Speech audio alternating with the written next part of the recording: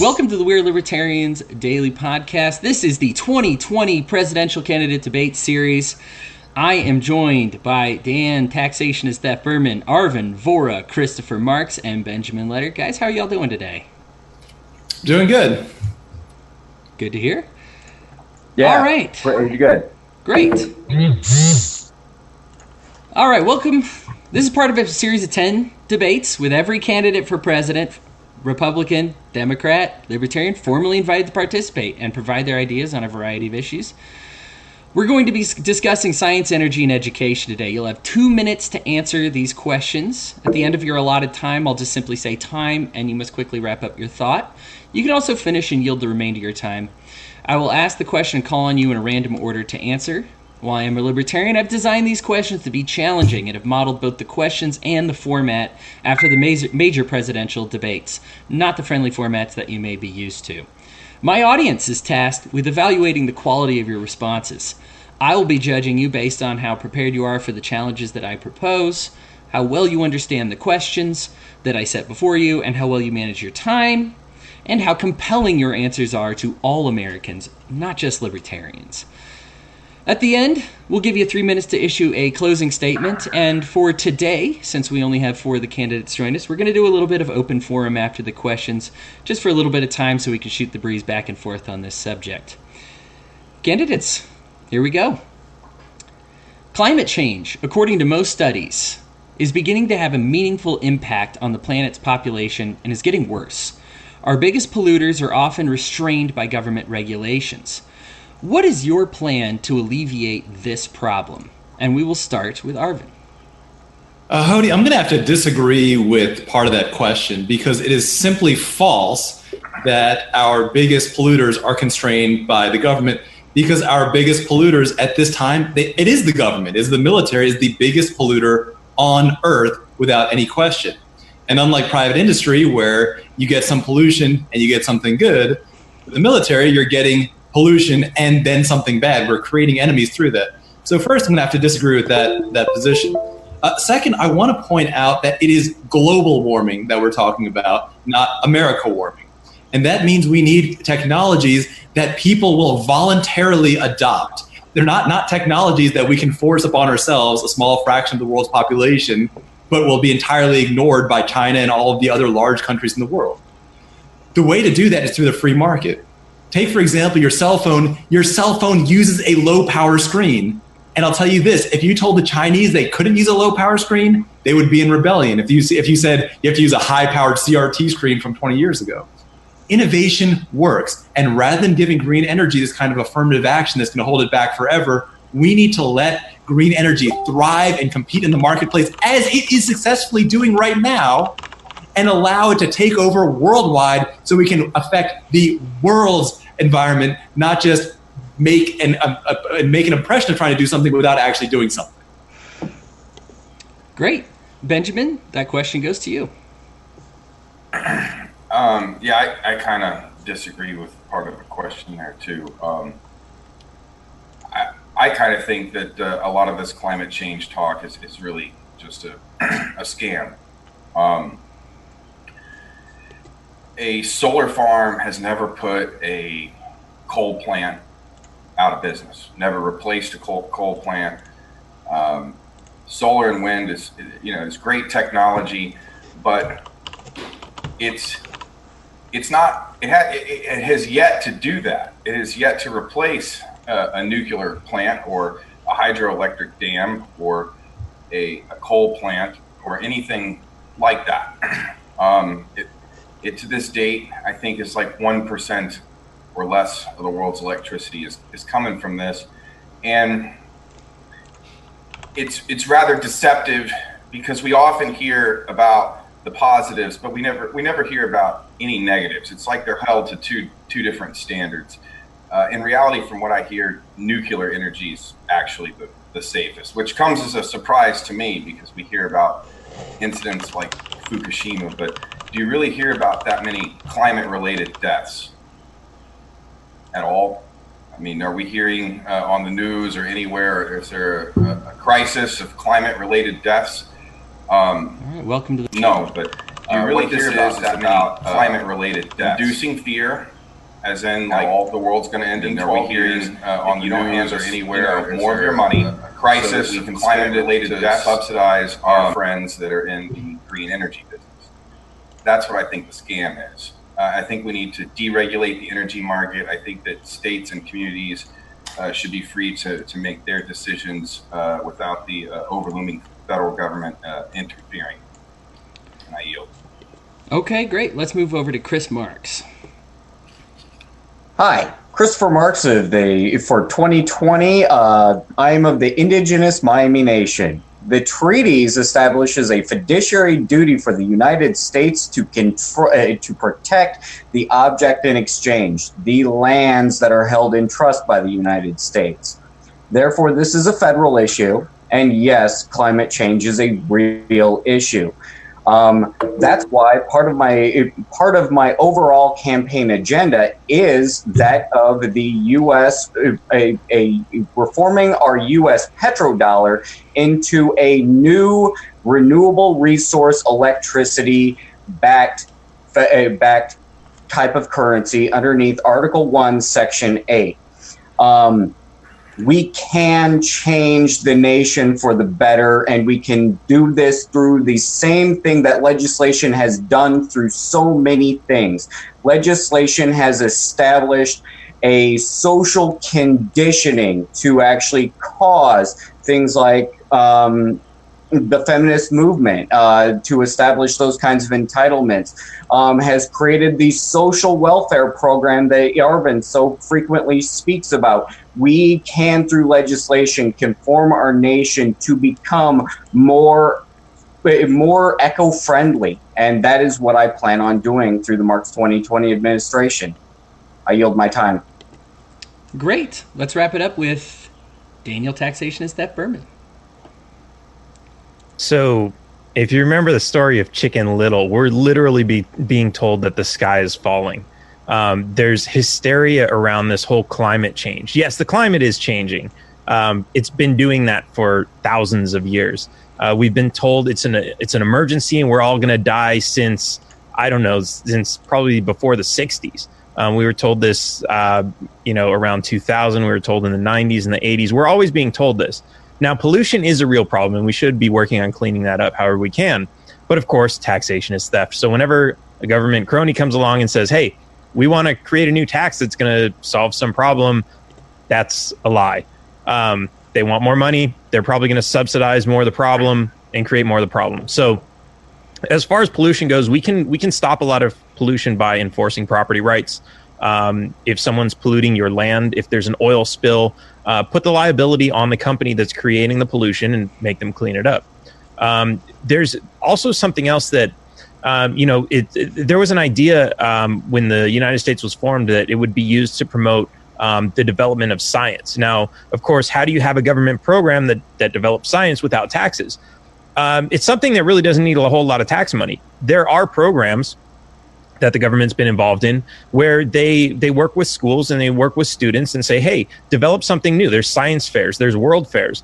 There's all these different programs that we have, and maybe we raise some money through some sort of lottery that instead of going to a winner, goes to whoever can develop some sort of new technology.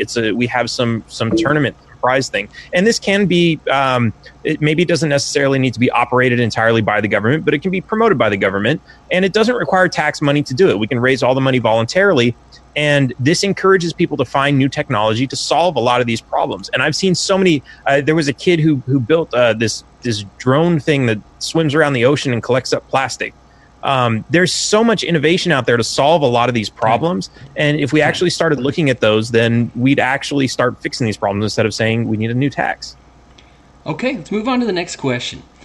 Wind, solar, ethanol, oil, nuclear, and more. The federal government has played musical chairs in subsidizing each one of these with little to no results.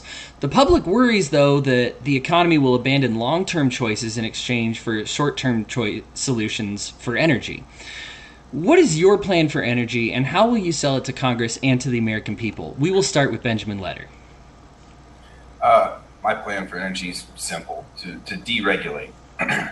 Aside from major issues of, for example, you live downstream from this factory and they've clearly destroyed your stream, of which I don't think that we need a dozen agencies to be in the middle of that. If somebody destroyed your stream, you can take them to civil court, and you don't need all that. So we have means of holding big corporations accountable, built into our system.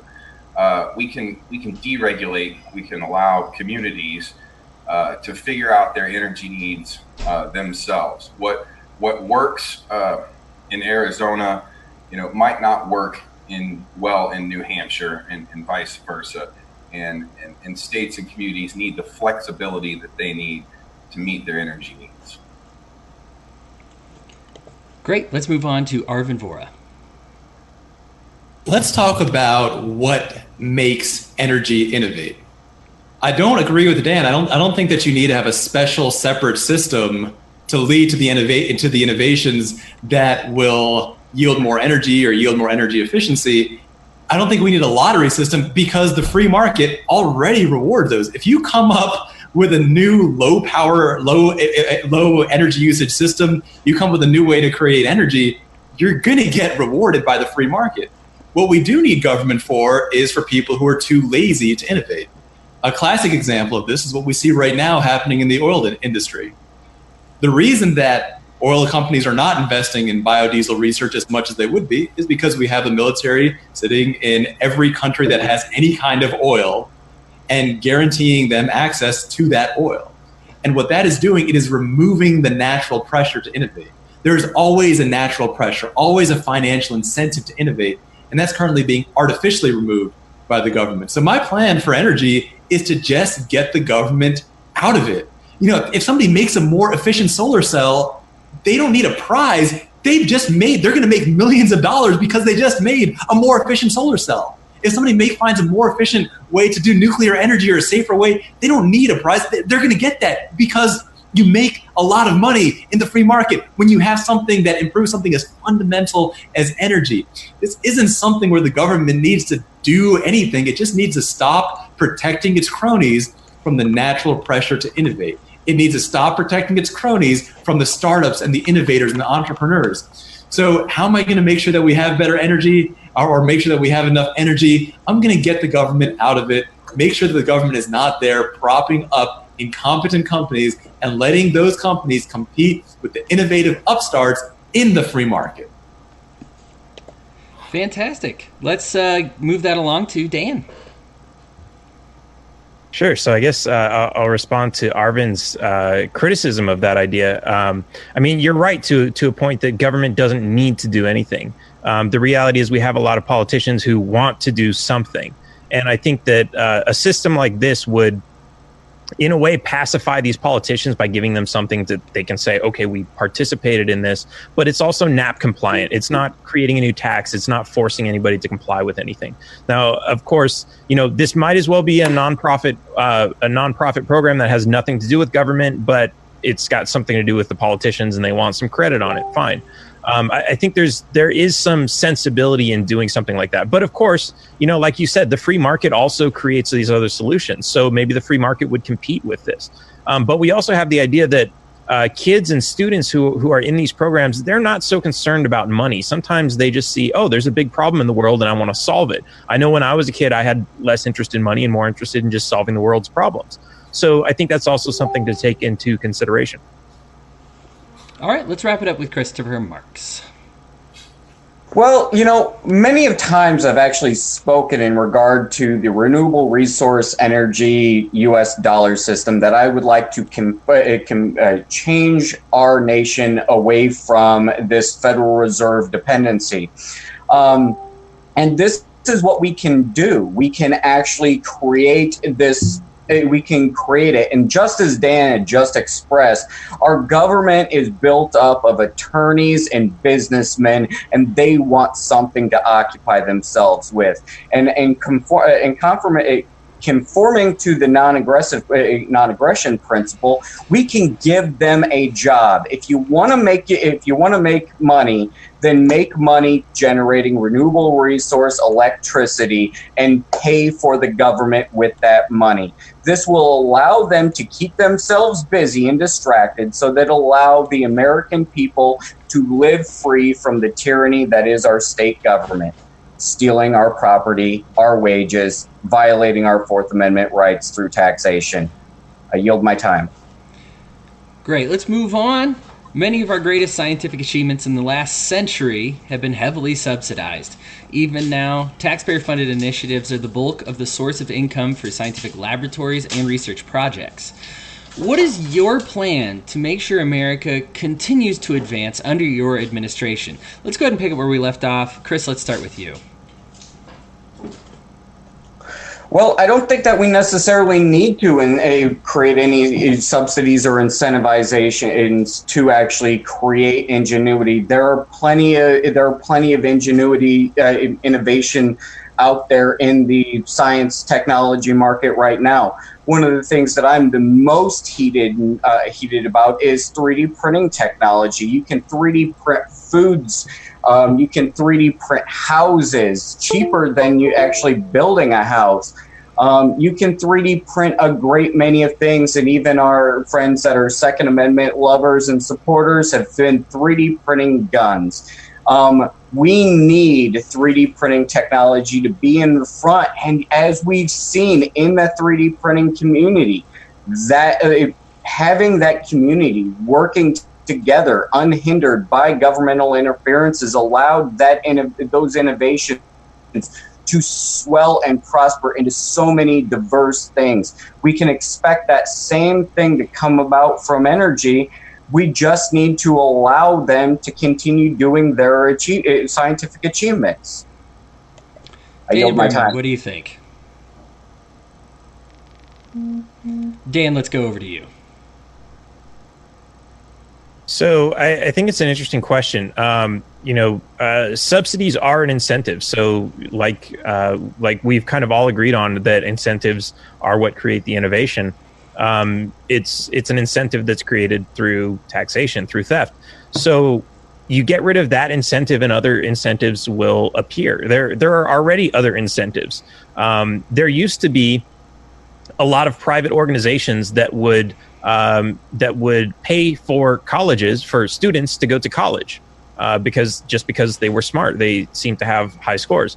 Now, since so many banks are giving away so much money, that's a different incentive, an artificial incentive that was created by government. There aren't so many of those grants coming from corporations anymore, because why would they pay for it if somebody else is? The same thing is going to happen with innovation, with subsidies. If government takes away subsidies, other people are going to say, well, hey, let's start putting money into whatever kind of research groups, research firms, think tanks to develop these new technologies, because they're going to be the ones to benefit from it. So I think, you get rid of the government subsidies and the problem just kind of solves itself. Okay. Mr. Vohra, what do you think? I think we need to recognize that there are really two types of innovations that usually get conflated into a single thing. One type is R&D, research and development, trying to improve a product. Every day you have some kind of an update on your app or operating system. Those are the things that are naturally, very obviously driven by the free market, by free market incentives. Of course, a company is going to want to invest to make their product more competitive or more in demand. Whether that company has a lot of rivals like a tech startup, or really doesn't have very many rivals at all, someone like Amazon, they still work to improve their products so that more people buy that. And that's already very obviously handled by the free market. But where people get worried is they want to know what happens to the pure research, the research that doesn't necessarily have a very immediate and obvious benefit to selling some kind of a product. And for that, we need to go back in history to a time before we had this system.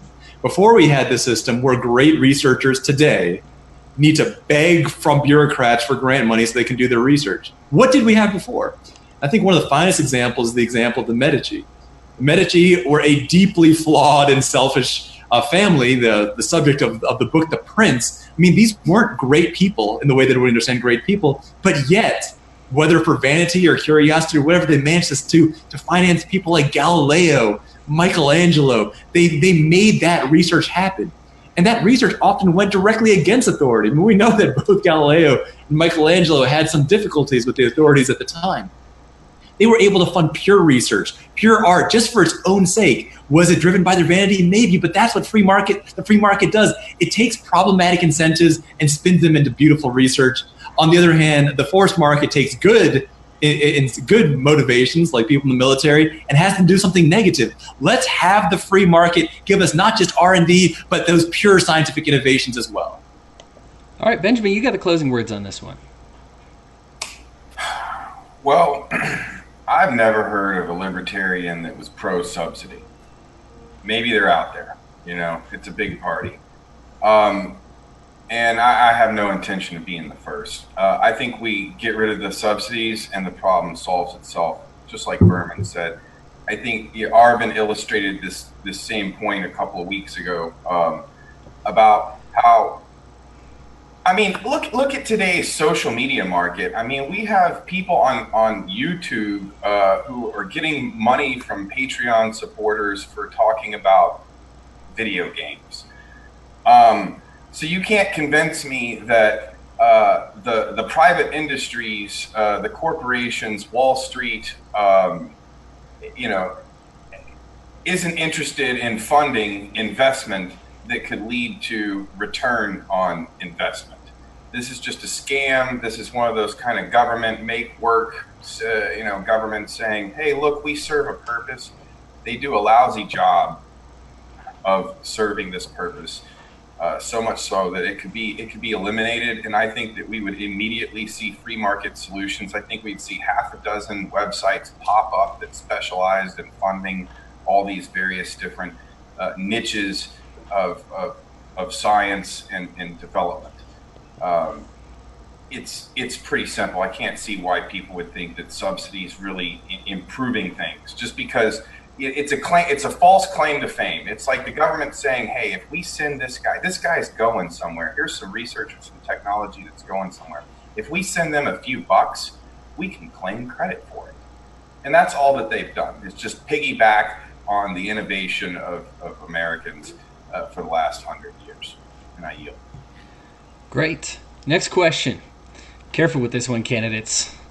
On one hand, vaccinations have been shown to decrease and eliminate the odds of getting some diseases that once threatened the entire planet. On the other hand, these vaccines, even when administered in the ideal time, are invasive and done before the child can knowingly consent and understand the risks. Do you side more with the parent's right to choose or the child's right to choose for himself or herself? And why? We're going to start with you again, Christopher Marks. Hi, Christopher Marks, family rights activist. I, underneath these circumstances, am in support of the parent's right to choose. I am adamantly opposed to the government's forced coercion into making the choice for the parents. Because unfortunately, we do have a situation where legitimately children are parents' property until the child becomes of an adult legal age. It is the parents' responsibility to take care of their children and make those choices for them. In regard to vaccination, I have been brought into a great many anti-vax conversations, and while I have my beliefs in support in some regard in regards to vaccination, we also have the problem of why is it that there is no doctor that's administering a vaccine that knows what is in fact in the vaccines. I understand protecting patents and intellectual property rights, but that's ridiculous. If you can't tell me what I'm going to be allowing a medical practitioner to inject into my child, you're not going to get that to be able to inject into my child. Okay, great. Let's have you answer that question, Ben. Well, I guess this is how I would break down vaccines. I would side with the parents over the government. and I would side with the child over the parents. Now, obviously, when a child's born, they're going to have a really difficult time voicing much opinions in the matter, and the parents are going to either choose, what vaccine schedule they're going to go with or not.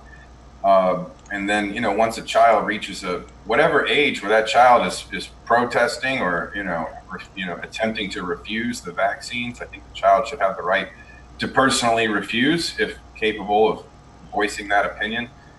I don't think that we should be implementing a mandatory vaccine schedule on society.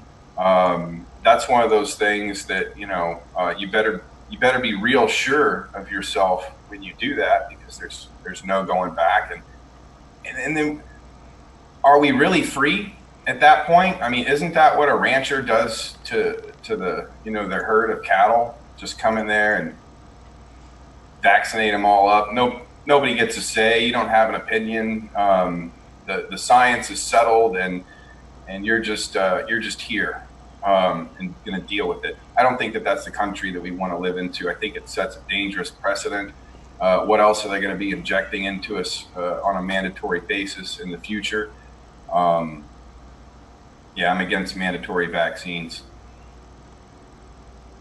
Okay, let's move on to our friend in the yellow hat, Mr. Dan Behrman. So first I want to say I disagree with the premise that children are property. Property is, if you have property, you can throw your property over the side of a boat. That's what you can do with property. You can't do that with a child. You are not the owner of a child. You are the guardian of a child. And so as the responsibility of a guardian, you're supposed to keep that person safe. This is a human being, not a piece of property. All that said, the government comes along sometimes with the good intent of saying, we want all children to be safe, so we are therefore going to mandate these vaccines. I've talked with a lot of people regarding this vaccine issue on both sides, people who are pro-vax, people who are anti-vax. And the reality is that it's not a very polarized topic, even though that's how the discussion is being had. Some people will say you need to get all of them. Some people will say you should get none of them. And neither of those are the right answer. It does need to be case by case. You do need to understand what's in these vaccines and what they're used for and why you need them.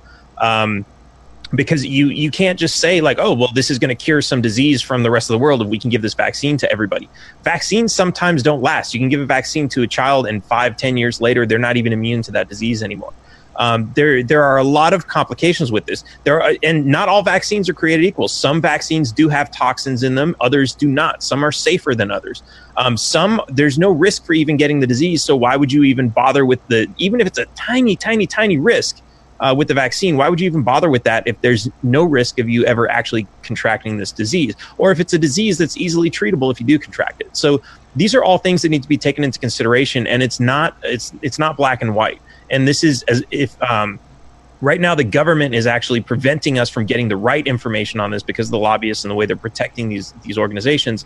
But if we had the right information, we'd be able to make much more safe and informed decisions.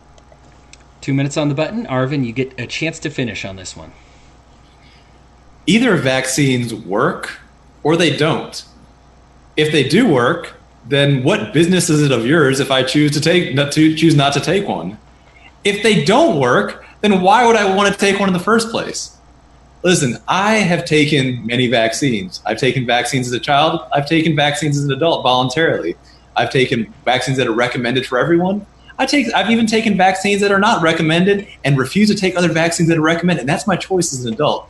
The reason that I feel that I'm the person that should make those decisions for me is because no one on the entire face of this earth is going to care more about me than me. So I think I should be the one to make that decision. Now, when it comes to kids, we're in a complicated situation. Who should make the decision for the child? Well, I would say this. You should probably have the person who knows the most and cares the most about that child.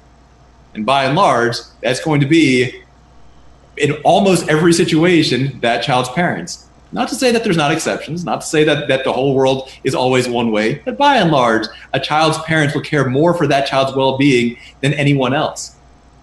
Dan is right. You have different circumstances. Let's say that I plan to raise a kid in a third world city. I'm probably going to want more vaccinations than if I decide to raise a kid in the middle of the woods, surrounded by 500 acres of land and no other human contact. Those are the types of things that make it logical for the person who actually knows the situation, who can think rationally, make those decisions.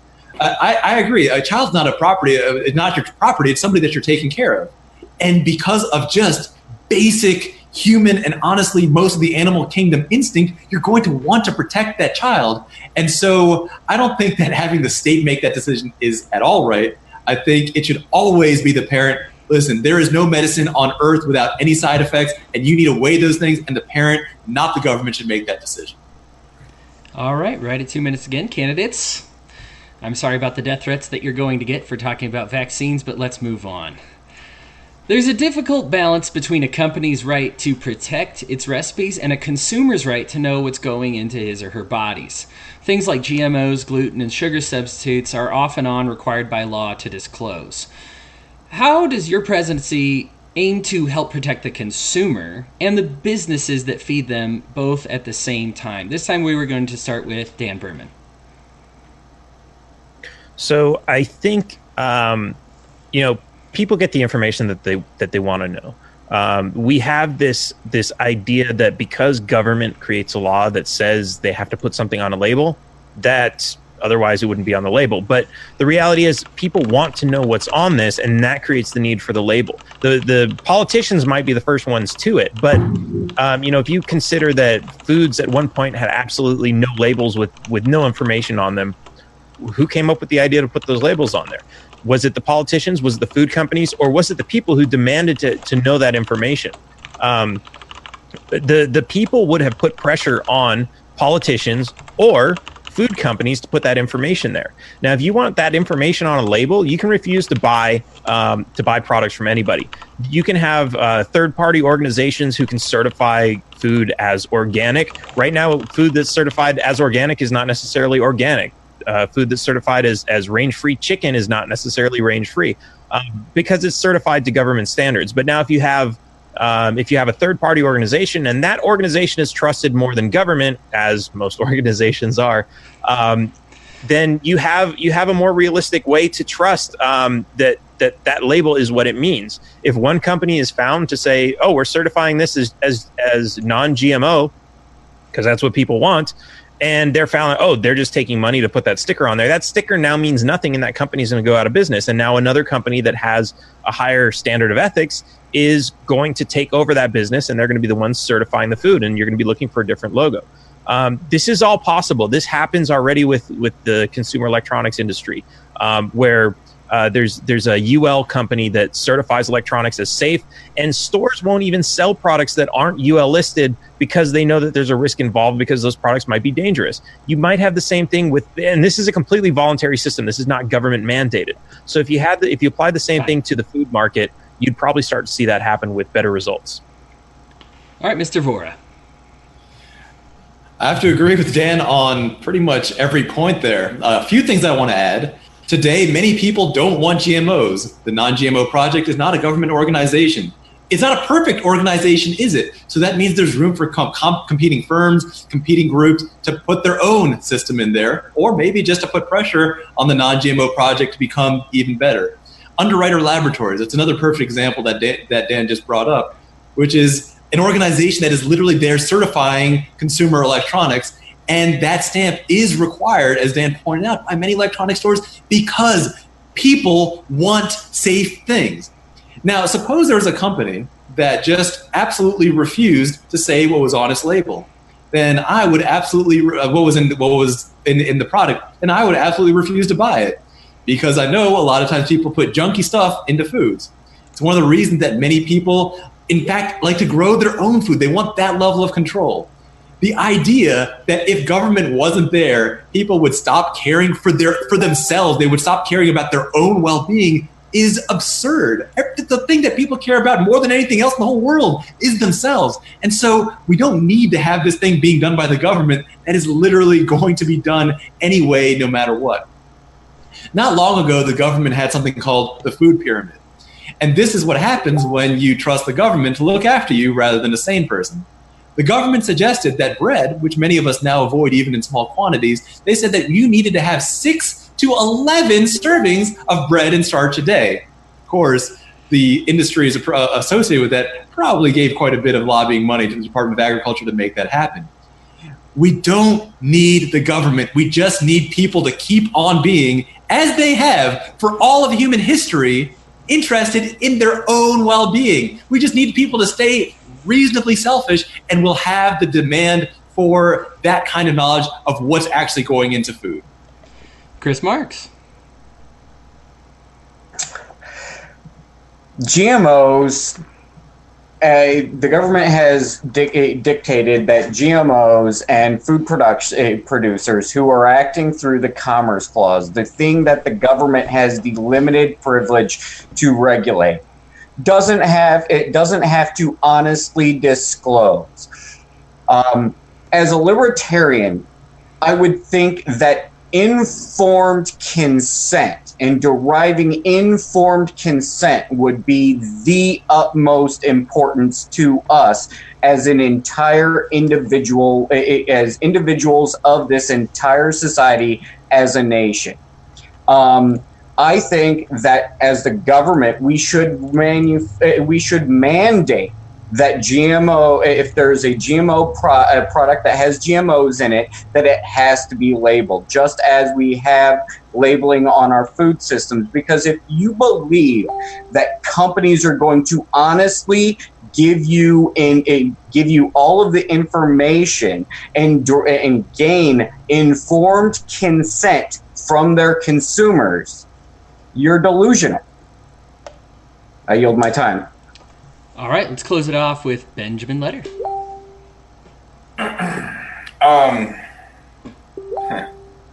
You know, from a business standpoint, if you want to survive and you want to do well,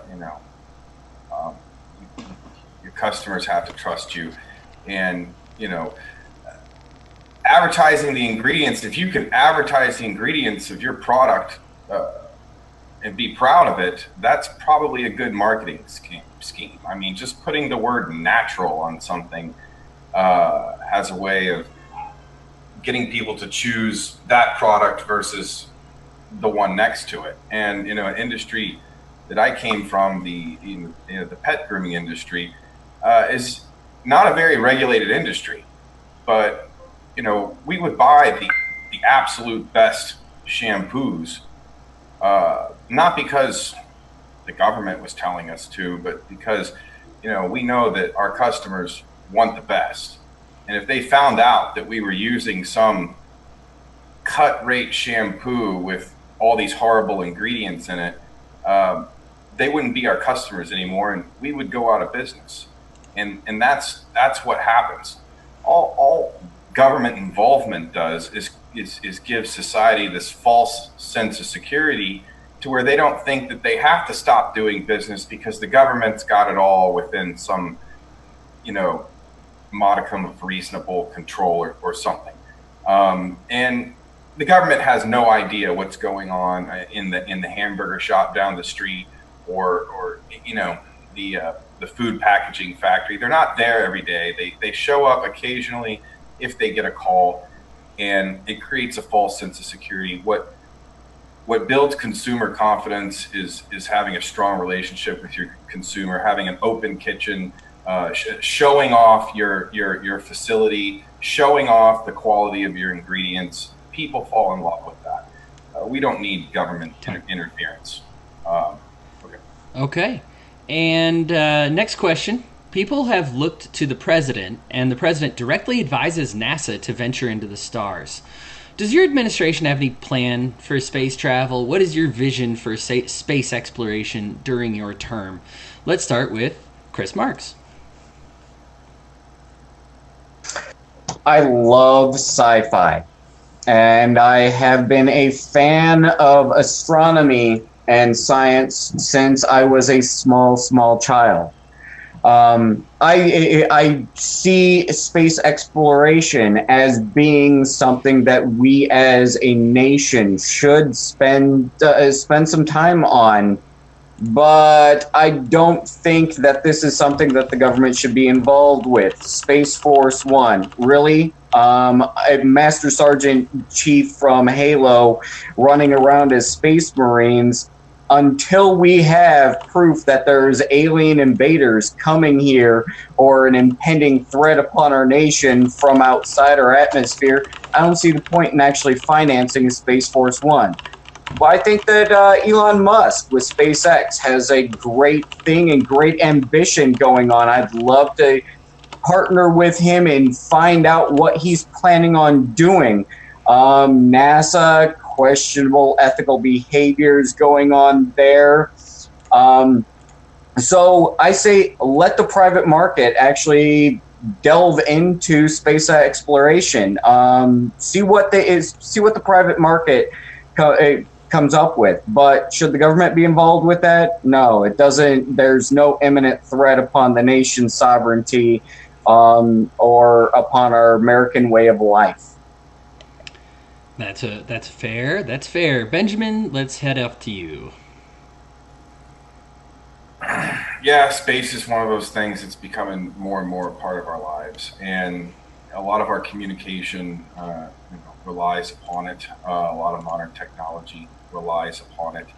Other countries like to threaten to shoot satellites down, and I guess that's why they want Space Marines now, is because they think that there's going to be a battlefield up there at some point. And maybe there is. Should we start it? No, absolutely not. But I suppose that there's a possibility that, somebody could start some kind of war up in space. And in which case, either we'll have to deal without satellites or figure that out. I don't know how involved the government really needs to be in space. There was a time where, maybe it wasn't so obvious, but now with Elon Musk and some of the things going on with SpaceX, I see that the free market once again is able to do something that, before that happened, we would have thought that surely government is the only one that could pull this off. And I think that the private sector should be taking care of, at bare minimum, the lion's share of this, the costs of the research and development running these space operations, because they're the ones who are financially benefiting from all these communication satellites. It's not like the American people are getting a cut of the check. So why are we footing the bill? All right. Daniel Behrman, you're up next. So I agree with a lot of that. Everyone's making some good points. I think space is awesome. I'm a science nerd for, I have been for a lot of my life. I like a lot of sci-fi. But we do have programs like SpaceX that are sending things into space. They're putting, they're going to be putting up satellites and everything else soon. That's, like it's been said, that's not something the government needs to invest their time and money in. There's this question of, is somebody going to start shooting down satellites? Well, that's an interesting question, but at the same time, someone could go around blowing up cell phone sites, cell phone towers. It's not necessarily the responsibility of the government to protect those things if those are privately owned. Just like banks pay for private security to protect their vaults.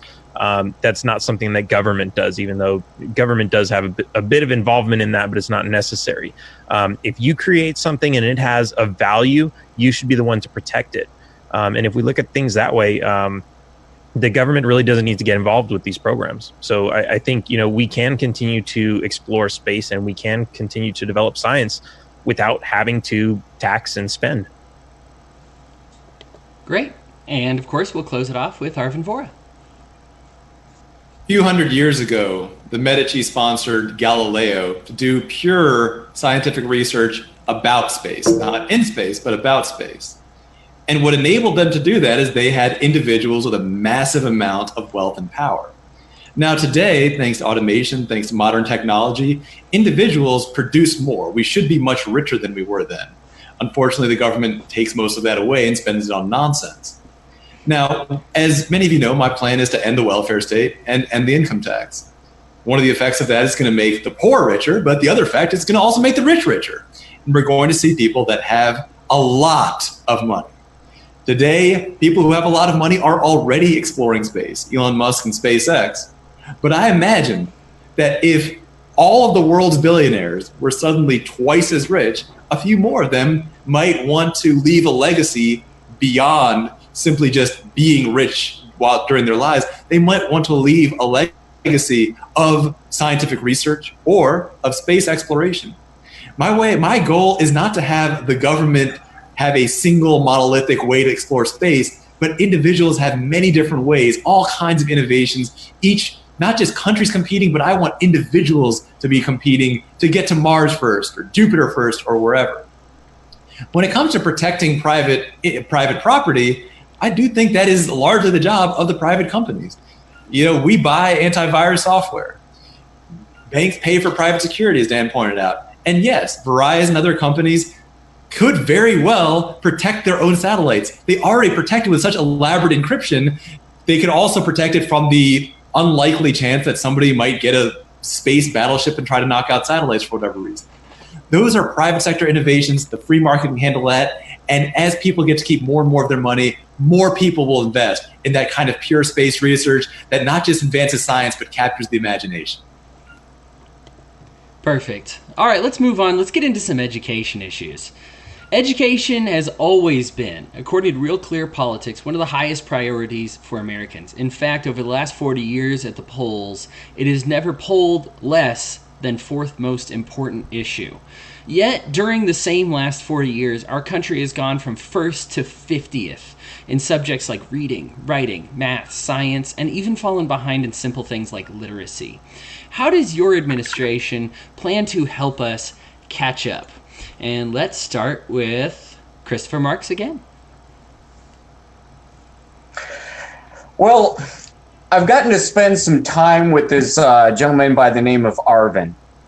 And Arvin is adamant on tearing down the public education system, and I disagree with an over-the-night turning off the switch on our public education system, dumbing down America even further than it already currently is. However, this has spurred some ideas in my head. And one of the things that I'd like to do is I'd like to actually see, instead of financing a public education system, finance maintaining a federal site for all across the United States with some very general, honest educational systems on a day-to-day routine. So instead of, as a nation, us employing hundreds and thousands of public education teachers, we would just finance a single public education teacher for individual subjects to sublet on a day-to-day plan, further empowering the home education system of parents to allow for us to actually get back to the system where we have a single income household, and we can allow at least one of the two parents to stay at home and raise our children, instilling better ethics, better morals, and supervising our child instead of allowing the parent state to supervise our children for us through a public education system. Thank you. Mr. Letter, you're up next.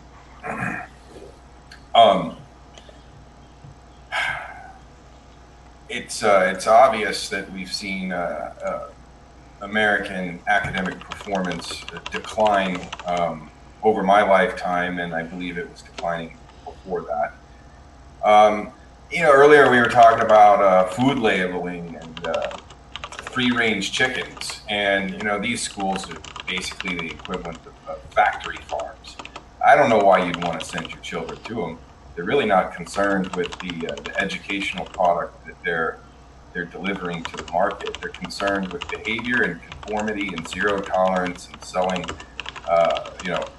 behavior modifying pharmaceuticals and any number of things that really don't have anything to do with improving this country in the long term, in my view.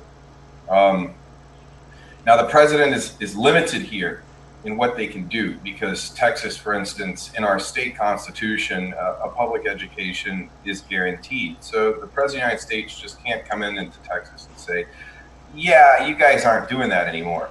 But we can get the federal government out of the education business. And I have yet to see any proof that there's been any return on investment or any benefit from the federal government being involved in such a business. As a matter of fact, I see plenty of evidence otherwise. Here locally, I get to witness this homeschool group. They call themselves SLY. They utilize the local city library. They've got parents working together. They hire specialized tutors from time to time. They go in on this. They're doing it completely without the federal government's involvement, and they seem to be satisfied with the results that they're bringing for themselves. I think people should be free to figure this stuff out within their own states and their own communities. All right, right at 2 minutes, and let's... That's okay. We're right at 2 minutes anyway. Arvin, I hear you've got a plan for this. My plan is to abolish the welfare state and end the income tax. And that's going to do a few things.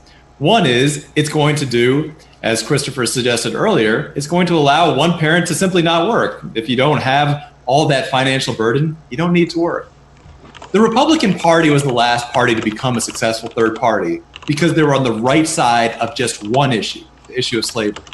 I believe the issue of our time right now is freedom versus statism, and that plays out most poignantly in government schools. I believe we need to get rid of them right now. Now, Christopher wants to have just one repository of one great teacher that is there teaching people different subjects. And I don't know why he wants to move us backward, because right now we have many repositories of many great teachers. Folks like Sal Khan from Khan Academy, great authors have decided, through programs like Crash Course, to put stuff out there just to teach people to be better teachers than what people are getting in the forced system. And these are people who are doing things for free already. Homeschoolers have already found some of these, finding more things. You have MIT's OpenCourseWare. You have free courses coming from Harvard and Yale. Why should people be held down to this right now? If we eliminated government schools today, then by tomorrow, people would probably freak out a little bit. Day after, they discover what so many homeschoolers have discovered, which is that there are better opportunities, better free and low-cost services in the free market. And then on the next day, they would wonder, why did we ever do that stupid thing in the first place? We can abolish government schools immediately. Now, folks have said the president can't do very much about it. Well, that's not actually true. The president can do plenty of things about it. There are both clean and dirty tricks. A simple example, right now, the federal government and federal contractors, because they require degrees, artificially inflate the demand for that. Simply getting rid of that requirement, or getting rid of contractors and government agencies entirely, would set that back. We need to abolish government schools and end the income tax, and that's what I'm going to do. All right, we'll finish with you, Mr. Dan Behrman. So, public schools. This is a pretty big subject, but I've made a lot of friends recently in Uganda and Kenya, and they've the public school system there is what it is. It's got some ups, it's got some downs, just like here. Because of that, a lot of people have gotten together and they're creating their own schools, and they pretty much fill in the gaps where all of the public schools have huge flaws or subjects missing. A lot of them have to do with liberty and freedom, because those aren't generally taught in the public schools there. So the point is that, a lot of people tell me when we say, well, hey, we want to get rid of government schools, they say, well, I don't want to grow up in a world full of idiots. And I don't think any of us does. But the reality is, when you start getting rid of these schools, the reason that people aren't donating money to create schools in all these cities so that people can have an education is because the government's already there doing it. Why would you donate money to do something that the government's already doing? You can easily just say, well, I already paid my taxes and the government's doing it. But of course, we're getting a crap result from doing that. So we need to get rid of that and allow private organizations and private individuals to start creating these schools again. Something else that if you look back at the actual quality, the literacy rate, the quality of education, everything else, it's been declining. Every time the government comes in and tries to say, hey, we're gonna throw some more money at public education, we're gonna create the Federal Department of Education, every single program that they institute people get dumber, their test scores get lower, literacy gets lower. All these problems start happening because they try to create this one size fits all. They try to make the entire country, 320 million people, learn the exact same curriculum, and it doesn't work. It used to be that we had competitive systems and you could say, hey, this school's better than that one. I want to try to get into that one. We don't have that anymore. Instead, we have a system where teachers are incentivized to get entire classrooms to teach. Entire school districts have been encouraged to teach, and we found these programs happening where entire school districts are encouraging teachers to cheat just so they can get the test scores up and get more money from the feds. Great. Candidates, let's move on to the next question. We're going to stick with schools. Private and charter schools often outperform public schools, but not without controversy. They also often refuse students and are relaxed on expelling students and to make their statistics look better. Would you support a tax voucher program so that more students can select these schools in spite of the scandals currently surrounding them, or would you aim to fix those issues before supporting such a program? And we will start with Mr. Daniel Behrman. So I know Arvin's more of an expert on this, and I used to have the position that that the voucher system was a good thing, and Arvin kind of straightened me out on that. There are a lot more things going on underneath the surface on that most of us aren't aware about. But there is the simple fact that we're paying for public school. No matter where you live, sometimes it's through property tax, sometimes it's through other sales taxes or other taxes. We're contributing all this money to these schools, and when we have kids, well, hey, here's a free education because it's already free because we've already paid for it. Do you want to pay for it again by paying for private school? It doesn't make any sense. We should get that money back if we've already paid in, and we should stop having to pay for it in the future. If you have kids, you should stop paying into that system. You shouldn't need a voucher. You should be able to say, look, this is my money. If I want to spend it on that school, I'll spend it on that school. If I want to spend it on a public school or a private school, I'll spend it where I want to spend it. That should be how this works. And until we don't need to give the money to the government and expect them to give it back to us. That's what they do with our income tax, and they give us tax returns and they give us just a little fraction back. That system doesn't work. We need to be in control of our own money. Well, you mentioned him. Let's go ahead and talk to him. Arvin? If you imagine a spectrum, let's say here you have socialism up here, and here you have capitalism. The question is, where do you put crony capitalism? Because it has a word that we like, the capitalism, has a word that we're not crazy about. I believe that crony capitalism is taking money by force and spending it on something that you might not want to spend it on. And to me, if this is socialism, then this is also where crony capitalism is. It is in the exact same place. A movement from public schools, which is socialism, to a voucher system, which is crony capitalism, or charter schools, which is a slightly different crony capitalism, is a 0 units of movement. And all you've done in that is you created an entrenched crony capitalist class that is going to fight you tooth and nail when you're trying to go to actual capitalism, actual free market schools. Think of it like this. Think about how much teachers complain about a 5% raise or a 5% cut, and they're not making that much money. Now, you compare that to what a crony capitalist who's making a few $1 million a year is going to do. They're going to fight it 1,000 times more. And if you don't believe me, look at how much taxis fought against Uber. Taxis probably agree that it's okay, morally okay, to drive people around for money, but no one fought Uber harder than they did, and no one's going to fight free market educations harder than charter schools and voucher-dependent schools.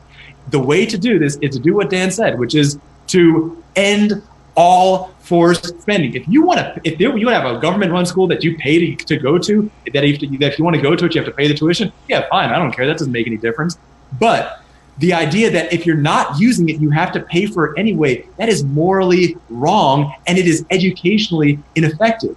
My plan is to abolish government schools, but my second choice is to simply say, listen, if you want to pay for them, you can pay for them and use them. But if you don't want to pay for government schools, you should not have to pay 1 cent for them. Changing socialism to crony capitalism is not an answer. The answer is to abolish government schools, abolish the welfare state, and end the income tax.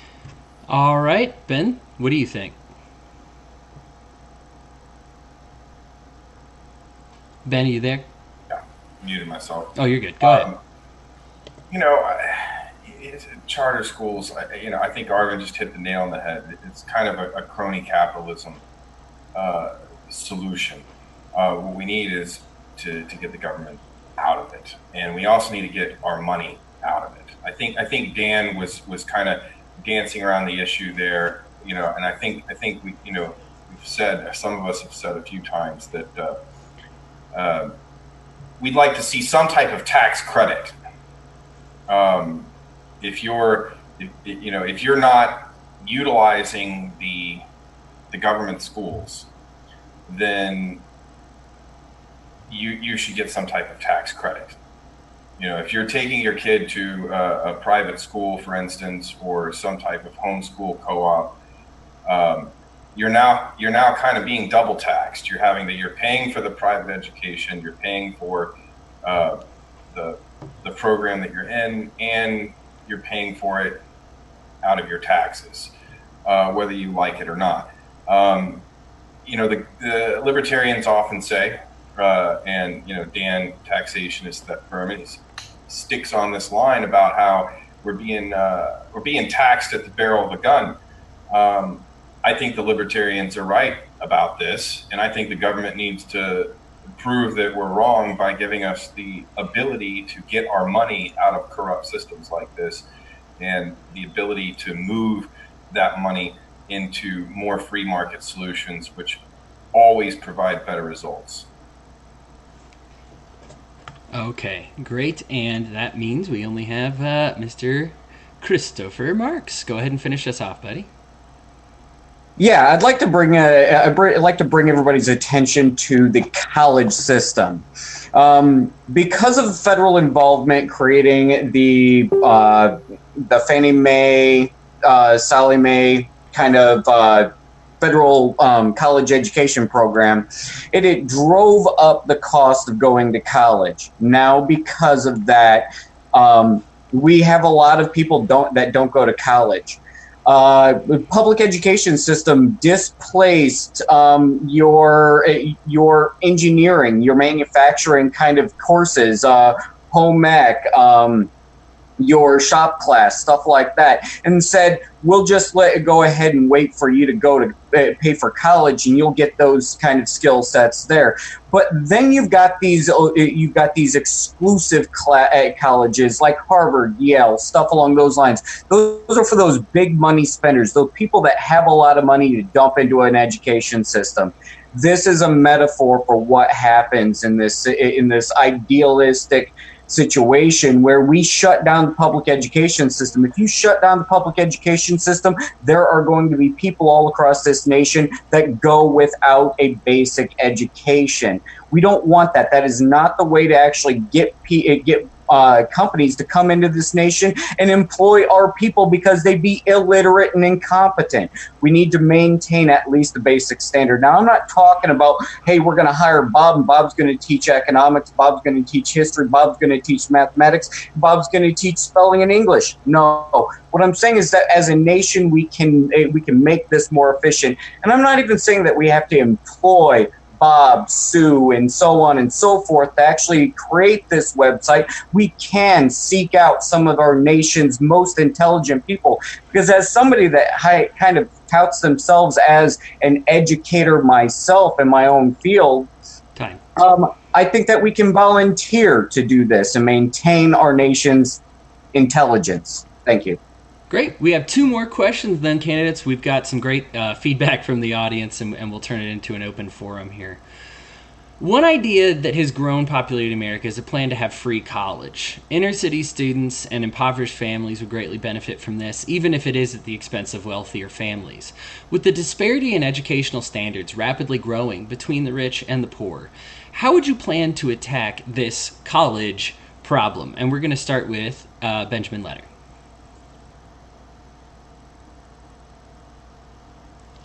Ben, I think you're still on mute, my friend. Have we lost him? Yeah, it looks like his system cut out. Gotcha. Well, in that case, Arvin, you are next. Okay, awesome. Today, government subsidies have driven up the price of college. College used to be relatively affordable, but through their subsidies, they've made college increase in price at 3 times the rate of inflation. That's not good for anyone. It's bad for the rich, and it's exponentially worse for the poor. The solution to that is not to double down on it. This myth is that if the government pays for something, it becomes free or cheap or efficient, or you don't have to pay that much for it. If that's true, then why does the military cost us so much? I mean, that's what free looks like. Yeah, I get that college right now is bad, but making it as expensive and damaging and pointless as the military, that's not the solution by any stretch of the imagination. Instead, here's what we need to do. End all federal subsidies of any kind, all student aid, Pell Grants, whatever. And this is going to give colleges a choice. Either they can find a way to lower tuitions, or they can go out of business. And I guarantee you, there's going to be some college that will choose either option. Now, people have pointed out, Christopher pointed out, that currently the Ivy League has become a bastion for the rich. And he's right, because they're selling just one thing, exclusivity. They're not selling quality. If they're selling quality, then Harvard would have across the country 50,000 branches all doing their supposed high quality education. That's not what they're selling. They're just selling exclusivity. Other countries, for example, India, IIT, the Indian Institute of Technology, which has a lot of respect, has many branches. It's not unusual for colleges to have multiple branches if you actually have a service that matters. But if all you're selling is smoke and mirrors that's subsidized by the government, then yeah, you just want to keep on being exclusive. What we need to do is get the government entirely out of it. Let innovators innovate. Let government stop favoring employment for people who have college degrees. Let people find better ways to provide education or to just educate themselves. My plan is to end all financial aid to colleges, force them to drive down their prices or go out of business, and their choice is going to be theirs. All right, and that leaves us. Let's lead us to Christopher Marks. You're up next. Absolutely, Arvin. Thank you for picking up on that. Yes, we need to eliminate federal involvement in subsidizing college education, because through those federally subsidized loans to people to go do school, it has created this college access that has driven up the cost. If we stopped that, if we went back to it, there was a time period in the 1950s, I believe it was, where you could go to college for about, I think it was $54 a day. And that was living in the dorms. We can go back to those times. We can free our minds and free our education, but not in that free sense where we're taking from somebody else and giving it to you. No, we're talking about actually allowing the free market to compete. And yes, colleges will go under, or colleges will survive, but the education and the American spirit of innovation will thrive on. Benjamin, I think we lost you for a second. We're talking about free college. Do you want to give your 2 cents on this? Yeah. Electricity went out for just a second. Okay. Free college. 2020 convention theme, guys. There ain't no such thing as a free lunch. Somebody explain to me how this free is actually free. We all know that somebody is paying for it. I missed the question. So if we're talking about free college, pretty simply, I'm against that. There ain't no such thing as a free lunch. We all know that free is a lie, and that it's going to come at a price. If we want to fix the college system and get back to what I heard Chris talking about as some of the older prices, we need to get rid of all this lending market. Because what the lending market, the student loan market has done is they've put all this cheap, easy access money out there, and the colleges, they know the money's out there, so they know that they can elevate their prices, and the loan companies, they want to make money too. It's just like the mortgage environment. Mortgage companies don't want to write loans that are less than 50, really $100,000. They don't want to. That's small business to them. They want the bigger loans. So everybody involved has an incentive to drive the price up. That's why the real estate market is as expensive as it is. It's hard. The national average home price is well over $100,000. That's because that's where the lending market likes to be. Because we've got the lending market up in the education market. We've inflated the price because all of those parties have an incentive to inflate the price so they can sell larger amounts of debt and collect more interest. So get them out of it, and you'll see your prices come back down. Okay, Daniel, taxation is theft. Behrman, you get to close this question out. So first I want to say that the concept of free college is actually awesome, which is not something you want to hear libertarians say. But we have to understand what the word free means. The word free does not describe a zero cost of acquisition. Free means to be liberated, to be free. It's freedom. And so when a college, colleges are there for two reasons. People go there to learn a skill so that they're investing in their future so that they can go and get a job that's going to be high paying than others. And the other reason is they go there to work with people. They go there to work with people in groups on innovative projects that they might not be able to do other places because colleges have access to facilities with equipment that, you can't just get unless you already have those skills and you go apply for a job. And of course, then you're working for a corporation who now owns that discovery. So, when we consider that there are two different reasons to go to college, just like everybody said, all these loans are there to, most people go there thinking, hey, they're going to get a job out of it. And then they go and they take a class on something that there's no job in. And then you have banks that are subsidizing these loans. Well, what's the easiest way because can banks actually give loans? Sure, that's a free market. They should be able to, except for the whole fact that fractional reserve lending is a fraud. But they should be able to lend money if they do so ethically. And how do you stop them from lending money to students who are going to school for something that's not going to earn them a return on their investment and they're not going to be able to pay back the loan? You take away the government's protection of these loans, saying that these people are going to be followed by this debt until they die. It should be like any other debt. If a credit card company lends to somebody with bad credit, they know that there's an assumed risk that this person might not be able to pay back their credit card loan. The same thing should be true when a bank lends money to a student. The government should have no involvement in that. If the student is investing in I think someone mentioned basket weaving as their major, the bank should know they're probably not going to be able to pay back a $500,000 loan on that.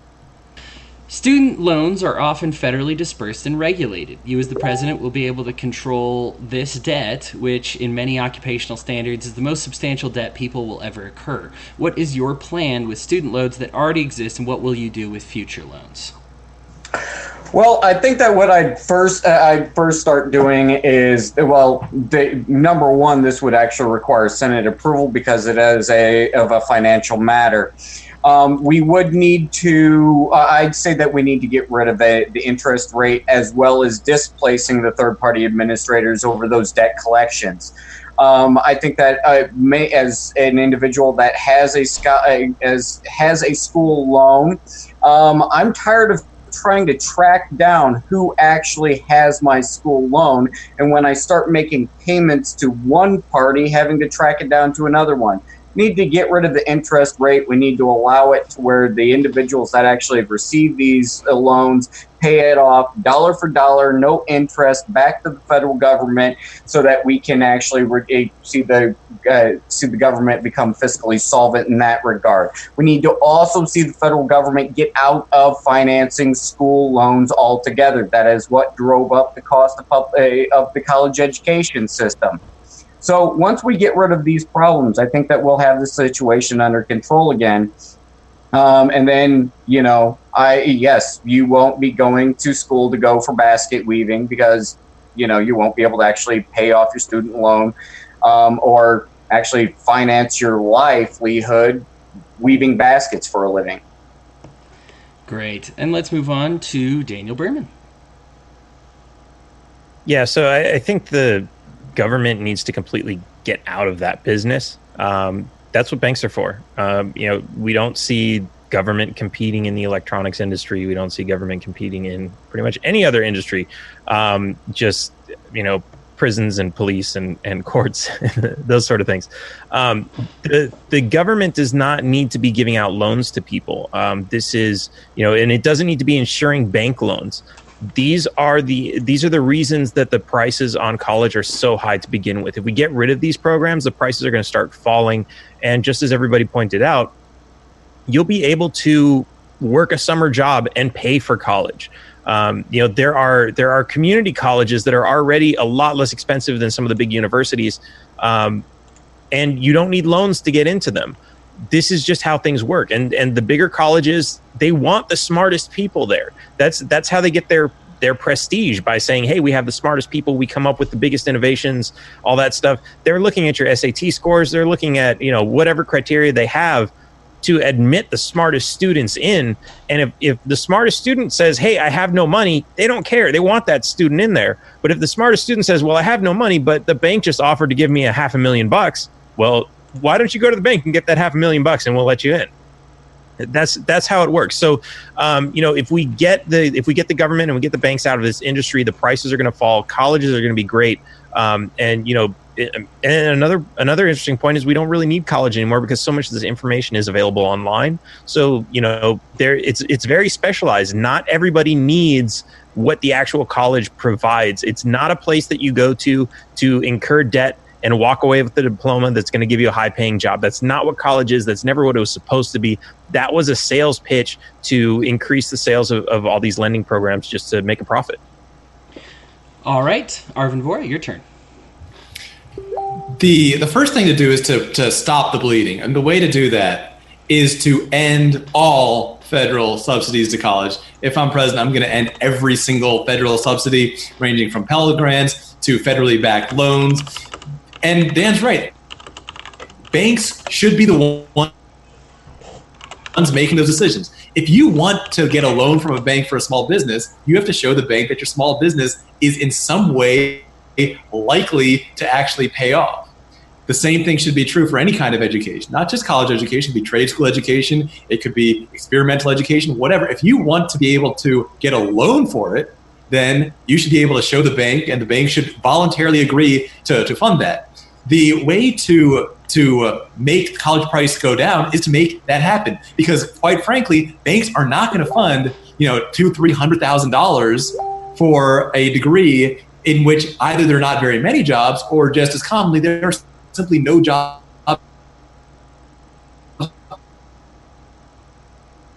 on earth guarantees out. Now, when it comes to people who already have loans, the only change I would make is remove the federal backing. In other words, have the same bankruptcy protections apply to outstanding college loans as apply to any other type of loan. This is going to hurt banks a lot. And I guarantee you this, you're going to see a lot of too big to fail banks fail. And when that happens, if I'm president, they're not going to get a bailout. They're going to get laughed at by me. And then the other banks that were smart enough to not get involved with the government will be the next big banks. If I'm president, banks are probably going to, the big established banks are probably going to fail. And B, the startup, intelligent, useful banks are going to be the new ones. That's the kind of innovation we need to see in the financial sector. So in terms of shutting down the future loan, get government out of it, force colleges to lower prices or go out of business. And for the current ones, remove bankruptcy protections. All right. And that gives you the final word on this one, Mr. Benjamin Letter. Well, I touched on this in my last answer, and I feel like everyone else here has pretty much said essentially the same. Is this lending industry? They're not selling you a quality education. They're selling you a loan, and I think it's hard for a lot of people to wrap their minds around. This is a product. This is a product that is sold. The loan is the product. You think that you're buying the education, just like when you go to the car lot, you think that you're buying the car, but another thing that you're buying is the money in the form of a loan. And I suspect that we may be on the verge of creating some type of, I don't know what to call it, education bubble. I think that, some of the other candidates were kind of hinting at, the too big to fail thing. What happens when the government insures a financial market that is obviously inflating the costs of education? It looks like a bubble to me. And what's going to be the fallout of that bubble? Are colleges going to go out of business? Maybe. People will fall victim to their own mistakes and bad business practices. And the institutions that are forward thinking enough to see these problems now and to get out of that type of business model and to start to adjust their business model away from one that's based upon a federally insured lending market, they're going to be the ones to survive. Just like during the financial crisis, Ford didn't accept any bailout money. They had some rough years there, but they survived without the bailout money. They didn't have to file bankruptcy. They didn't have to reform. Those are going to be the companies or the educational institutions that survive. The ones that see this for what it is and start moving away from it now. All right, guys, great. So we've got about 10 minutes here to just shoot the breeze. We're gonna start with the questions that got asked from the live chat. Now, we actually really only had one that I can tell that relates directly to this particular debate. And so we're going to start with that one before we get into some other things. But again, this is open forum. I'm not going to time you. Just chime in, casually talk here. What are your stances on fourth-generation nuclear energy to combat coal and natural gas pollution? I'm actually not a fan of nuclear energy. I think that nuclear energy produces too much waste. However, I have been recently reading up on some low heat, high yield nuclear energy production methods, that the nuclear waste that results from that has a significantly lower half-life than our current conventional nuclear power production means. So that's something that is of interest to me. However, anything that is actually producing nuclear waste with, I would say, lasting over a 10-year yield is dangerous for our environment, for our climate, for our Mother Earth. I think one of the big issues you have with nuclear is that right now it's actually getting a very large government subsidy. Because often government handles the waste, which is one of the most expensive parts of the whole process. If you got rid of that subsidy, you're going to see more innovations like what Christopher's talking about, where people find ways to make the waste less expensive. And I really think that even with nuclear, the situation is to get the government subsidies out of it. And if it turns out that even with the safety issues, even with any risks, even with the disposal of radioactive waste, nuclear is still cheaper, which, by the way, I kind of doubt. But if it still is, then it's the winner, and people can find ways to make it even better to lower their costs rather than having the government give this subsidy of dealing with the trash. Yeah, I think that the what Chris was talking about was probably thorium, which is it's basically a different element that's used in the production of nuclear energy. So yeah, the uranium that's previously used creates a lot of nuclear waste. That's all purchased by the government because they like to use it to create nuclear weapons. And if you get the government out of the military and out of buying all that waste, then you solve a lot of problems at the same time. You have less nuclear weapons. You have less nuclear waste, and thorium actually is really amazing in the way that it works. And there's this big misconception that you see these like big steam towers with like all this white smoke coming out of it, and that's all radioactive waste being spewed up into the sky. A lot of people kind of think that. The reality is this is just steam. The way that nuclear energy works is it creates heat, which creates steam and powers a turbine. Now, in places like California, where you have a shortage of water, but you have a huge amount of water right there in the ocean. You create a nuclear power plant with something like thorium. What you're actually doing is you're actually creating clean water at the same time you're creating energy. And when you use something like thorium instead of uranium, you come up with a product that's a lot less dangerous, and also the process on that element is a lot less dangerous in general. So you don't have the high risk of nuclear meltdowns and all these other things. So it's really an awesome source of energy. It's less expensive. It's less dangerous. There's so many benefits to switch to it. But of course, the government can't subsidize that one because they can't buy weapons grade plutonium from it. So that's another problem where you get government out of it and it kind of solves itself. You know, when you were just talking about how in California they had this a large mass of water, in regard to renewable resource electricity, there are these things called wave generators, and effectively what it is it's a long line of buoys that are kind of chained together, and the wave movement of up and down itself generates electricity. Yeah, there's like a million, I've seen so many different innovations like that, and they're great. The reality is things like that, even like wind and solar power, they're great. They do create a lot of energy, but for a massive scale, like to power an entire city, it's really not effective. But now if everybody starts putting their own solar, or if you live next to a lake and you want to put like a water wheel, or you live near the ocean and you want to build your own, like those are really great systems for all kinds of different reasons. So I think the reality is you need to have a free market system. If none of these things are being subsidized, then anybody, wherever you live, the best solution for you might be something completely different. It might be solar, it might be nuclear, it might be waves. It can be anything. We need people to be able to decide for themselves. And the best part about that is if people are generating their own electricity, they're not worried. Like, what happens when the power grid goes out? Nobody cares, because a lot of people have their own. They have backups. Maybe they're connected to a grid that they use most of the time to share energy. There's just so many different ways it can work out to everybody's benefit.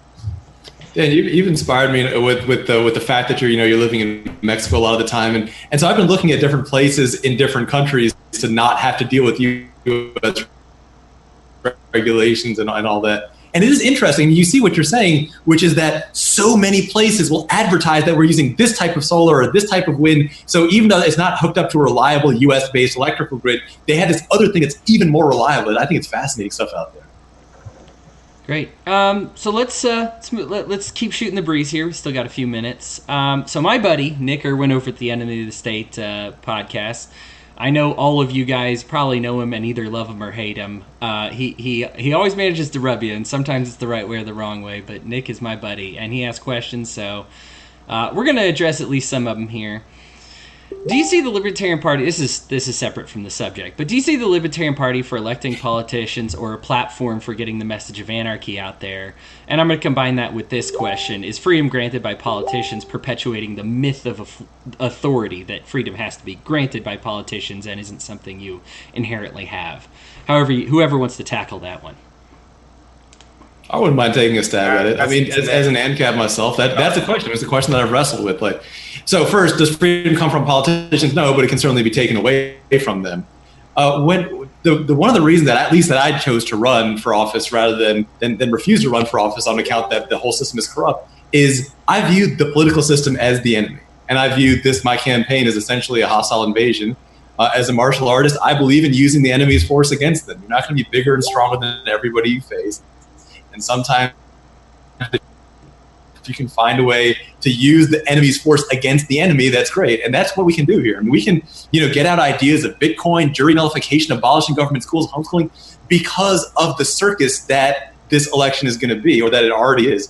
And trust, I mean, if I'm the nominee, or honestly, if I'm not the nominee, I'm going to do my best to use as much of that free media to get anti-state ideas out there. So I really do think that participating in this to get the message out is such a fundamental, it's a huge advantage for us. And as long as you're not saying that, yeah, I love the state and I love and all that kind of stuff to do it, I think it's totally fine to use the enemy's power against it. I'd like to actually address that. I am not an anarchist. I am what I would consider to be a transitional candidate. You identify as trans, Chris? Huh? I'm just pulling your leg, buddy. Go ahead. I see myself as a transitional candidate, somebody that's going that sees where the libertarian political platform has ideally.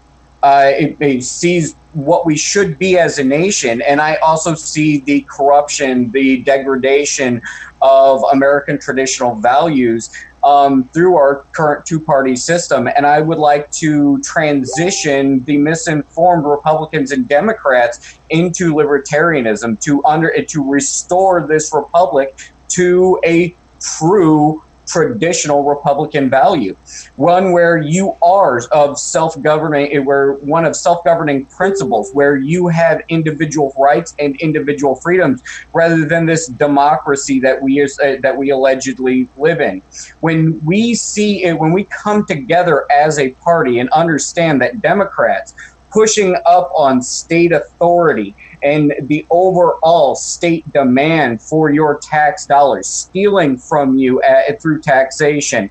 And then you see the Republicans with their agenda to push down on the overall tax contribution of those who are legitimately involved in the Commerce Clause, leaving the overwhelming burden of the tax burden upon the individual sovereign people of this nation.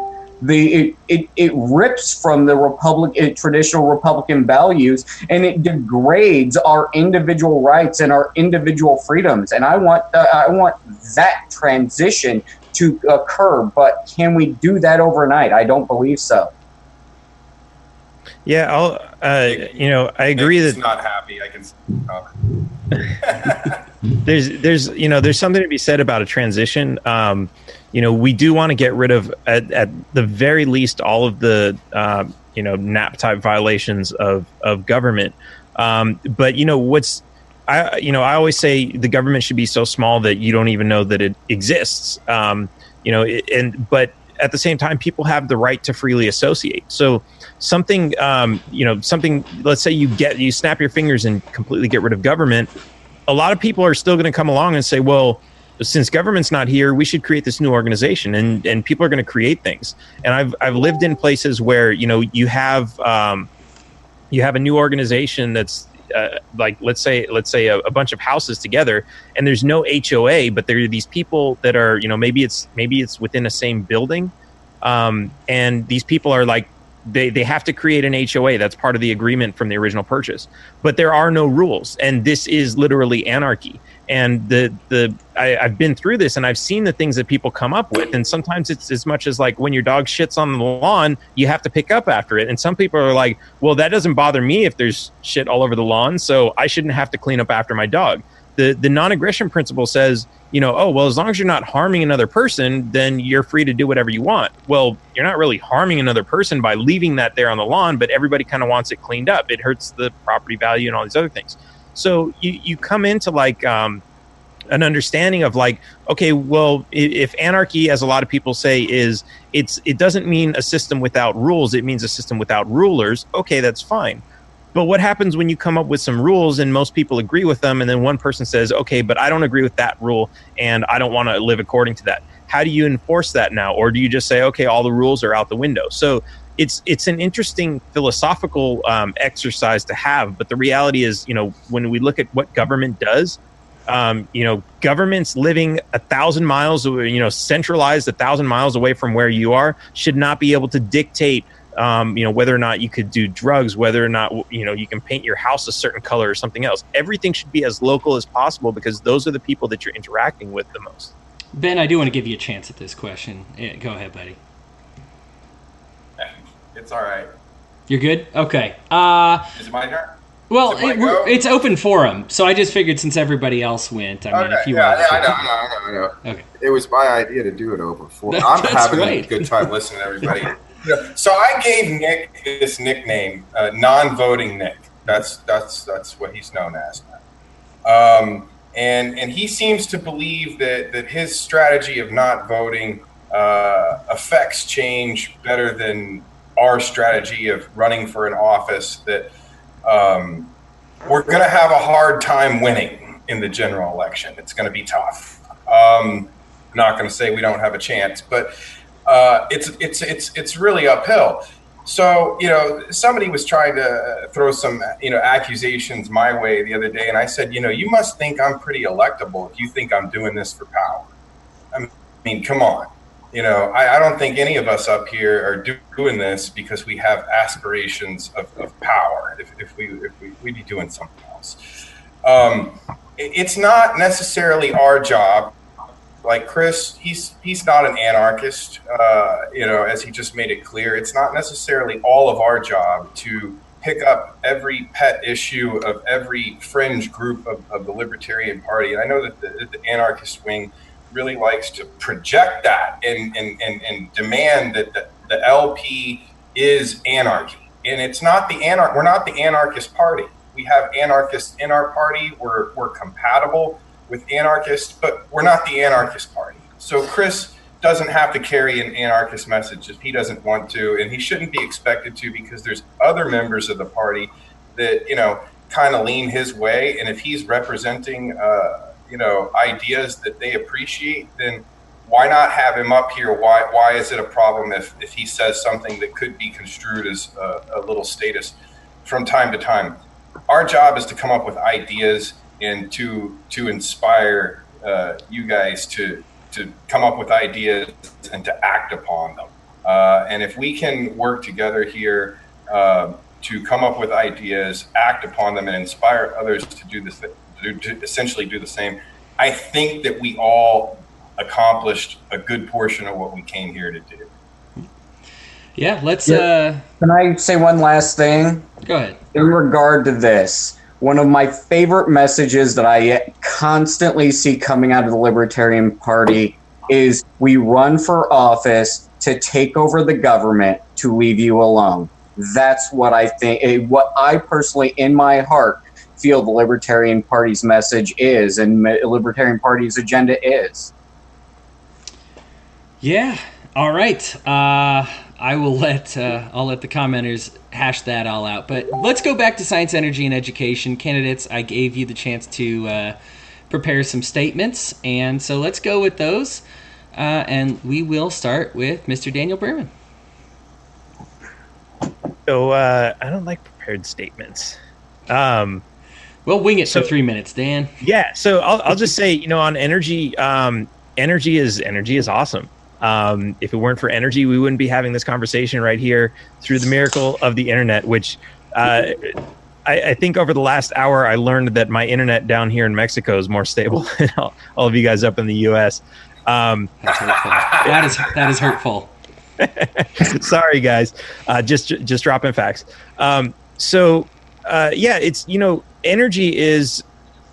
What's really interesting about energy, so I travel a lot, and I have this video production studio that I do. And one thing that I do with this, you know, whether I'm podcasting, whether I'm doing video, is I like to use as little energy as possible, because either that means I get to use batteries and I don't have to be constantly looking for outlets and pulling wires across the room to make everything work. And if I'm using batteries, that means I can use fewer batteries or less batteries, which means when I get on the plane, I don't have to pay because my bags are over 50 pounds. There's an incentive to use less energy. And this incentive is there for everybody. There's incentives for manufacturing facilities. There are incentives for, you know, everything. Once you look at the cost of things and you say, oh, this is actually expensive, we're using a lot of electricity, let's use less. There are incentives to do away with that. You know, and going back to before we had electricity, or even now with electricity, there have been ways that people have created to not use electricity, but to use non-electrical energy for things like, if you're next to a river, you can create a water wheel that's pushed by the river, and instead of turning a generator, which creates electricity, that would actually turn something, and that could be a mill, or, you know, it could be anything. That's energy. You know, typically when we think about energy, it's just electricity coming out of the wall, but energy comes in so many forms. And the reality is, energy is a scarce resource, and we have a natural inclination to use as little of it as possible, because the less we use, the more we're able to do with it. And, you know, when you get government involved in things, what that does is, you know, we always ask, like, well, why aren't we switching to solar if oil is everywhere? I mean, sorry, if oil is so bad for the environment. Well, government's subsidizing oil. They're making it cheaper. They're making it less expensive than switching to solar. So it's, you know, government is in there. They're always trying to fix things, but they're always making things more difficult. And the reality is, we just need to get government out of it, and we need to let the markets create the opportunity for us to use electricity more efficiently, and to create better ways of creating that energy or harvesting that energy from all sorts of natural resources. So I think that's That's your 3 minutes for not preparing it. That's pretty good. All right. Christopher Marks, let's have your closing statement. I'd like to actually start out with education. Like I said, I am what I consider to be a transitional candidate, and I see the value in education as somebody that considers myself to be that of an educator. I think that we need to maintain a basic standard of education within this nation. I think the degradation of the education in this system has been because we've allowed government to run the public education system into the ground and literally impoverish many educators all across the nation. Energy. If we got rid of the bailouts, we got rid of all of the subsidies in regard to our current energy suppliers, I think that we would see them being more innovative and seeking out cleaner energy production things. And like I said, I would love to see our government sustaining itself as well as keeping itself busy by making an honest day's work out of generating renewable resource electricity and financing themselves that way instead of actually taking from the people. And that's it. Thank you. All right, great. Let's move on to Benjamin Letter. For some reason, I'm just sitting here thinking about the B-52 bomber. Behrman, you fly a lot. Would you get on a damn near 70-year-old commercial plane? This is what happens when you let the government run stuff. You got 70-year-old planes still in operation. We need to get the government out of pretty much all of these things. Education would improve. Get the government out of energy on all levels. And even the small little homeowners associations that are against wind and solar, even though wind and solar has never replaced a nuclear or a coal plant.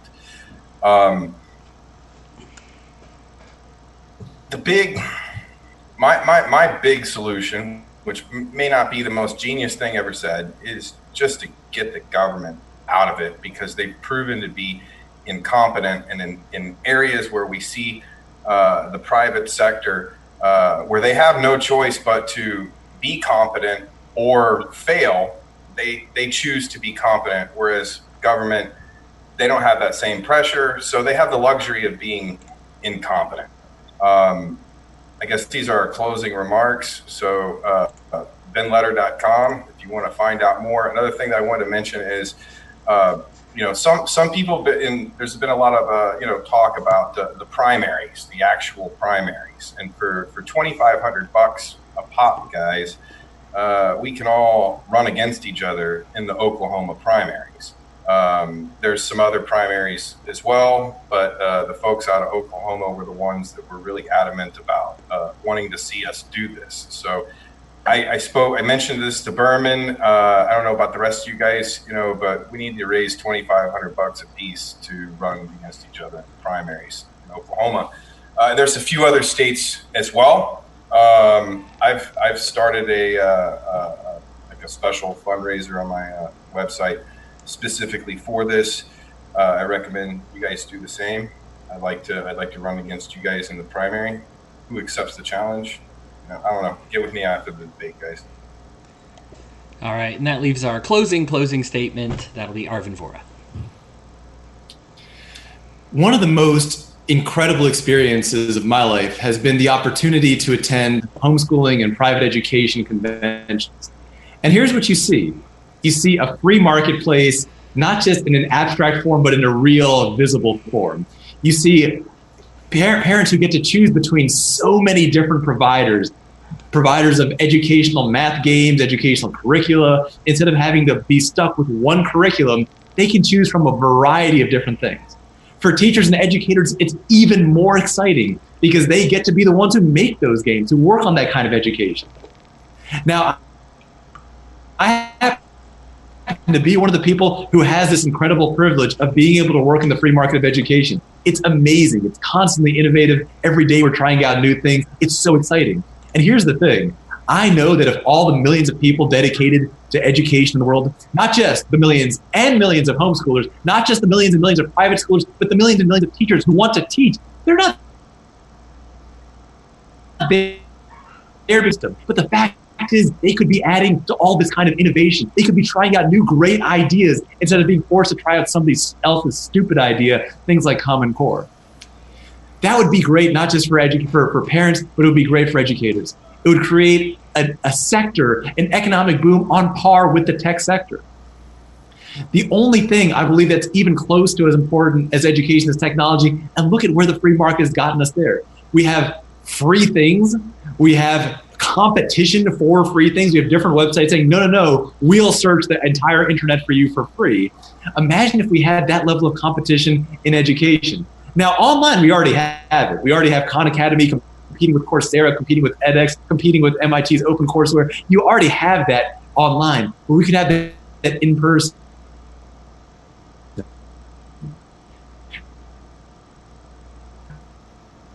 Economic growth that we've seen at the fast in the technology sector. Why? Is squandered on the backwards and ineffective government model. We could do what America does best, which is innovate. Now, I know some people will tell you, well, Europe has public schools. Yeah, that's one of the many reasons not to do it. The founders of this country left Europe's backwards, hidebound ways because they wanted to be free, because they wanted to innovate. And look what that innovation has brought us. It's brought us every major advancement, from the microchip to the car. Those have all happened in the United States. If we let that kind of innovation drive our education, we could have something beyond what any of us could begin to imagine. I don't just mean in education. All the great teachers and all the great parents can finally buy and create and sell all the great innovations that are going to make America the most educated country on earth. My website is votevora.com. Right at 3 minutes. Very well rehearsed, my friend. Guys, thank you all so much for joining us. I appreciate your time. Be back in 2 weeks. We always try to get usually William Hurst and Kimberly Ruff come to these things. They just couldn't quite make it into this debate. But it'll be our first of 2 economic debates. Economy is a huge passion of mine, obviously. So please tune in. Share this with your friends. Let them know. Tell them about the candidates. Support us on Patreon. And if you have any questions for the candidates themselves, they've given you their information. Feel free to reach out to them. We're doing this for their exposure as well as ours. And we just love to get you the information so that you can make an informed decision on who the best candidates are. Again, thank you so much for your time joining us this week, and we look forward to seeing you next week. Hey, Hody.